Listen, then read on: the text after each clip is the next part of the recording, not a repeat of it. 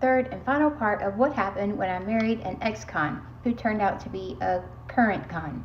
Police showed up to my house. They had a warrant for his arrest for sexual assault. He had apparently assaulted a woman at the church after his shift was over one Wednesday night. It ended up being on the front page of the newspaper. 2 days later, another girl came forward and said basically the same thing, except this time it was his sister. His sister was actually his cousin, but they called each other brother and sister because they had kind of grown up together, and her family had kind of taken him in.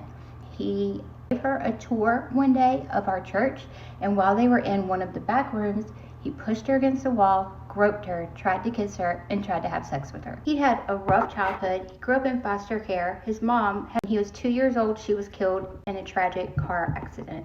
And then he was raised by his grandmother in foster care. He had suffered some sexual assault himself as a child. I figured all this stuff was stemming from all that. Got him into some counseling.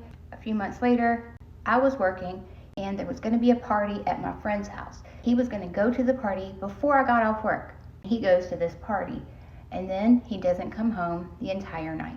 The next day, I talked to my friend, and I said, what happened last night? And she told me that he had taken a girl into the bathroom and done the exact same thing. Pushed her against a wall, tried to kiss her, tried to have sex with her. She had tried to run away from him, and he followed her outside of the house in front of everybody. That was it for me. It was all I could take, and I filed for divorce the very next day. It took a long time, but I finally got over him, and I met the guy that I'm married to now.